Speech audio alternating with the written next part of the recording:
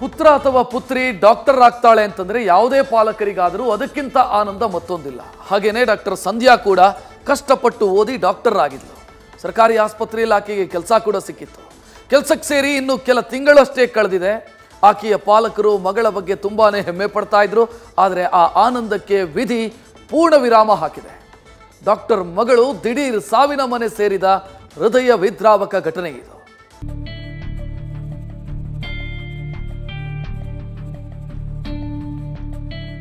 ಅಪ್ಪ ಅಮ್ಮನ ಮುದ್ದಿನ ಗೊಂಬೆ, ಹೆತ್ತವರ ಕನಸಿಗೆ ರೆಕ್ಕೆಯಾದ ಚೆಲುವೆ, ವೈದ್ಯೋ ನಾರಾಯಣ ಹರಿ ಅಂತ ಕರೆಸ್ಕೊಂಡಿರೋ ಡಾಕ್ಟರ್ ಸಂಧ್ಯಾ ಈಗ ಬರೀ ನೆನಪು ಮಾತ್ರ. ಅವತ್ತು ಶುಕ್ರವಾರ ವಿಧಿಯೊಡ್ಡಿದ್ದ ಘೋರ ಸವಾಲಿಗೆ ಬಲಿಯಾಗಿ ಈ ಹಲೋಕ ತ್ಯಜಿಸಿದ್ದಾಳೆ. ಆದ್ರೆ ಕೊನೆ ಉಸಿರಿನ ಘಳಿಗೆಯಲ್ಲೂ ಹಲವರ ಬದುಕಿಗೆ ನಂದಾ ದೀಪವಾಗಿ ಪ್ರಜ್ವಲಿಸಿದ್ದಾಳೆ.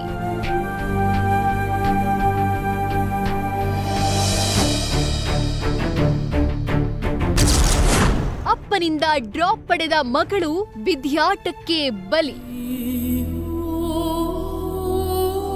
ಅದು ಡಿಸೆಂಬರ್ 6 ಶುಕ್ರವಾರ. ಎಂದಿನಂತೆ ಡಾಕ್ಟರ್ ಸಂಧ್ಯಾ ಕೋಲಾರದ ತಮ್ಮ ಮನೆಯಿಂದ ಕೆಲ್ಸಕ್ಕೆ ಅಂತ ಹೊರಟಿದ್ಲು. ಬಸ್ ಮಿಸ್ ಆಯ್ತು ಅಂತ ಅಪ್ಪನ ಬಳಿ ಡ್ರಾಪ್ ಕೇಳಿದ್ಲು. ಟೈಮ್ ಬೇರೆ ಇಲ್ಲ ಅಂತ ಅರ್ಜೆಂಟ್ ಆಗಿ ಮಗಳು ಸಂಧ್ಯಾ ಹೆಲ್ಮೆಟ್ ಹಾಕದೆ ತಂದೆ ಜೊತೆ ಹಿಂಬದಿ ಸೀಟಲ್ಲಿ ಕೂತು ಹೊರಟಿದ್ಲು. ಆದ್ರೆ ಕೋಲಾರದ KGF ಬಳಿ ಬೈಕ್ ರನ್ನಿಂಗ್ ನಲ್ಲಿರುವಾಗ್ಲೇ ಆಕಸ್ಮಿಕವಾಗಿ ಸಂಧ್ಯಾ ಕೆಳಗ್ ಬಿದ್ದುಬಿಟ್ಲು. ದುರಂತ ಅಂದ್ರೆ ಹೆಲ್ಮೆಟ್ ಹಾಕದೆ ಇದ್ದಿದ್ರಿಂದ ಸಂಧ್ಯಾ ತಲೆಗೆ ಬಲವಾಗಿ ಪೆಟ್ಟಾಗಿತ್ತು. ತಕ್ಷಣ ಸ್ಥಳೀಯರ ಸಹಾಯದಿಂದ ಸಂಧ್ಯಾಳನ್ನ ಕೋಲಾರದ ಜಾಲಪ್ಪ ಆಸ್ಪತ್ರೆಗೆ ದಾಖಲು ಮಾಡಲಾಯಿತು. ಆದ್ರೆ ಬ್ರೈನ್ ಪ್ರಾಬ್ಲಮ್ ಆಗಿದೆ ಅಂತ ಅಲ್ಲಿಂದ ಬೆಂಗಳೂರಿನ ಮಣಿಪಾಲ್ ಆಸ್ಪತ್ರೆಗೆ ಅಡ್ಮಿಟ್ ಮಾಡಲಾಗಿತ್ತು. ಆದ್ರೆ ವಿಧಿ ಎಷ್ಟು ಕ್ರೂರಿ ನೋಡಿ, ಚಿಕಿತ್ಸೆ ಫಲಿಸದೆ HCL ಬಳಿ ಇರೋ ಮಣಿಪಾಲ್ ಆಸ್ಪತ್ರೆಯಲ್ಲಿ ಸಂಧ್ಯಾ ಕೊನೆಯುಸಿರೆಳೆದಿದ್ದಾಳೆ.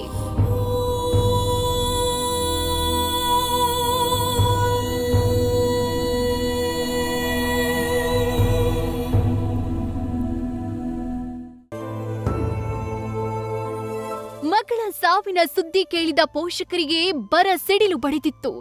ಎದೆ ಎತ್ತರಕ್ಕೆ ಬೆಳೆದಿದ್ದ ಮುದ್ದಿನ ಮಗಳು ಹೀಗೆ ಹೆಣವಾಗಿ ಮಲಗಿರೋದು ಹೆತ್ತೊಡಲನ್ನ ಚಿವುಟಿತ್ತು.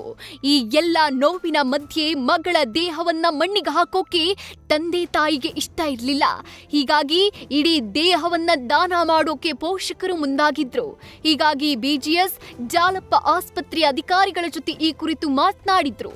ಆದ್ರೆ ಅಂಗಾಂಗ ಇಲ್ಲದಿದ್ರೆ ದೇಹ ಬೇಡ ಎಂದಿದ್ದಕ್ಕೆ ಮಗಳ 12 ಅಂಗಾಂಗ ದಾನ ಮಾಡಿ ಸಾವಿನಲ್ಲೂ ಕುಟುಂಬ ಸಾರ್ಥಕತೆ ಮೆರೆದಿದೆ.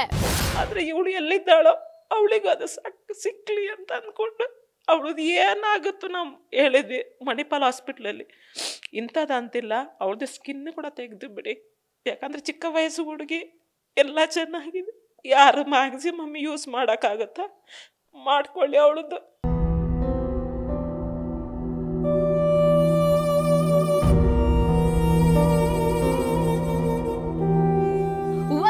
ಹೆಲ್ಮೆಟ್ ಹಾಕಿದಿದ್ರೆ ಮಗಳು ಸಂಧ್ಯಾ ಬದುಕ್ತಾ ಇದ್ಲು. ಹೀಗಾಗಿ ಹೊರಗಡೆ ಬೈಕ್ ನಲ್ಲಿ ಹೋಗುವಾಗ ದಯವಿಟ್ಟು ಎಲ್ಲರೂ ಹೆಲ್ಮೆಟ್ ಹಾಕಿ ಅಂತ ಮೃತಳ ತಾಯಿ ಸಾರ್ವಜನಿಕರಿಗೆ ಮನವಿ ಮಾಡಿದ್ದಾರೆ.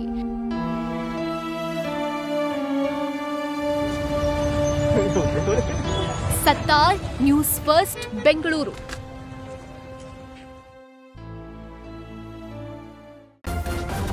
ನ್ಯೂಸ್ ಫಸ್ಟ್ ನಿರ್ಭೀತಿಯಿಂದ ನಿಮ್ಮ ಪರವಾಗಿ.